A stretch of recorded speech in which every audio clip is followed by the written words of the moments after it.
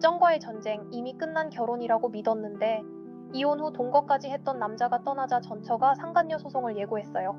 안녕하세요. 쩡과의 전쟁입니다.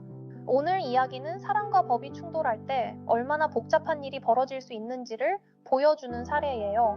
의뢰인은 누군가의 가정을 깨뜨릴 생각이 없었고 오히려 이미 끝난 결혼 생활이라고 믿었어요.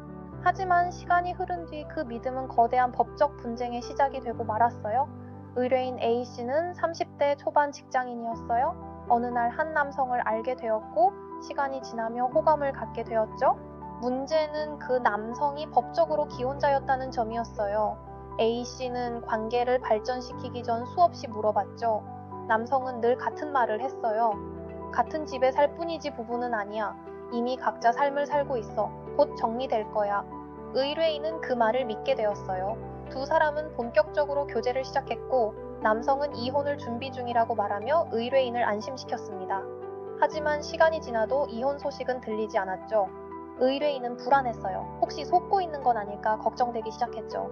그때 남성은 의뢰인을 안심시키기 위해 행동으로 보여주겠다며 말했습니다. 이혼이 마무리되면 같이 살자. 조금만 기다려줘. 몇 달 뒤 남성은 의뢰인을 위해 작은 오피스텔을 구했어요. 보증금과 초기 비용도 대부분 부담했죠. 의뢰인은 그 말을 믿고 혼자 그 집에 살기 시작했습니다. 우리 미래를 준비하는 과정이라 생각했으니까요. 얼마 지나지 않아 실제로 이혼 절차가 진행되기 시작했어요. 조정기 일도 잡혔고 관련 서류 이야기도 들려왔죠. 의뢰인은 안도했습니다. 정말로 자신이 들었던 이야기가 거짓은 아니었다고 생각했어요.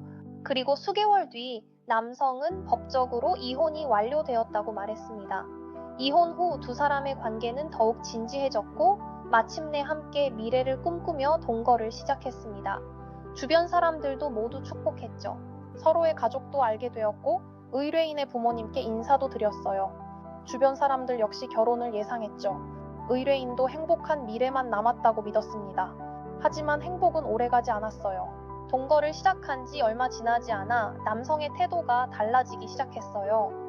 연락이 줄고 다툼이 늘더니 어느 날 갑자기 이별을 통보했습니다. 결혼 이야기까지 했던 사람이었기에 충격은 더 컸죠.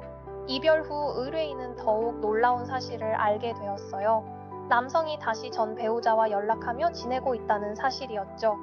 자신과의 관계, 경제적 지원까지 모두 배우자에게 이야기했다는 것을 알게 되었습니다. 얼마 후 의뢰인에게 전 배우자의 충격적인 연락이 왔어요. 남의 가정에 들어와 놓고 왜 돈을 안 돌려주냐, 법적으로 책임을 묻겠다. 의뢰인은 큰 공포를 느꼈어요. 바로 상간녀 소송의 위협이었죠. 의뢰인은 억울했습니다. 처음부터 혼인관계가 이미 파탄난 상태라고 믿고 만났기 때문이에요. 하지만 상대방이 자신의 책임을 피하기 위해 모든 잘못을 의뢰인에게 돌리면 어떡하나 걱정되기 시작했죠. 다행히 의뢰인에게는 중요한 증료가 있었어요. 이혼 준비 대화가 담긴 카톡, 별거 언급 메시지, 부모님 인사 정황 등이죠.